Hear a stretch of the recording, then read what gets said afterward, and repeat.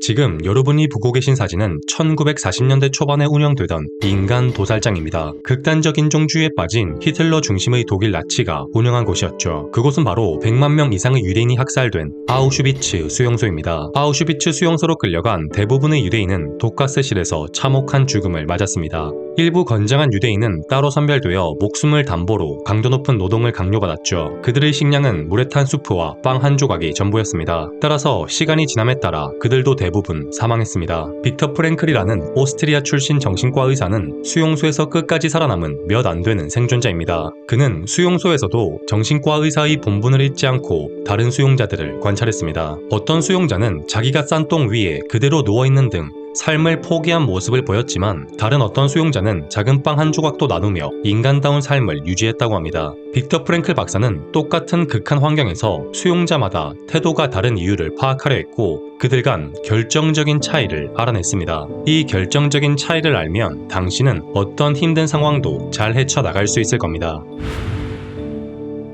아우슈비츠 수용소만큼은 아니지만 우리 삶도 고통의 연속입니다. 직장인 삶을 떠올려보죠. 매일 아침 뇌를 찌르는 듯한 알람 소리에 천근만근히 몸을 일으킵니다. 그리고 숨막히는 대중교통을 타고 꾸역꾸역 출근하죠. 직장에서도 사람과 업무에 치이며 눈코 뜰 새 없는 하루를 보냅니다. 중간중간 식사하거나 동료와 잡담하며 행복을 느낄 수도 있지만 대체로 고통의 시간이 지배적입니다. 심지어 평일이 주말보다 훨씬 길죠. 즉 인생 대부분이 고통입니다. 비단 직장인뿐 아니라 사업자든 주부든 학생이든 고통의 시간이 지배적입니다. 독일 철학자 쇼펜하우어는 인생은 고통과 권태 사이에서 왔다 갔다 하는 시계초와 같다라고 했습니다. 그렇다면 도대체 왜 살아야 하는 걸까요? 삶의 목적이 무엇일까요? 삶은 원래 목적이 없다고 하며 대수롭지 않게 여길 수도 있겠다 생각합니다. 어느 정도 동의합니다. 물론 종교적 관점에서 보면 종교마다 정해진 삶의 목적이 있습니다. 기독교는 하나님 뜻에 따라 사랑을 실천하는 것, 불교는 생사를 반복하는 윤회 속에서 해탈하는 것처럼 말이죠. 하지만 종교가 없는 사람에게는 정해진 삶의 목적이 없습니다. 신실하지 않은 종교인도 마찬가지죠. 따라서 대다수는 삶의 목적 없이 살아갑니다. 그렇지만 삶의 목적은 꽤 중요합니다. 빅터 프랭클 박사가 아우슈비츠 수용소에서 발견한 삶과 죽음을 가르는 결정적인 차이가 바로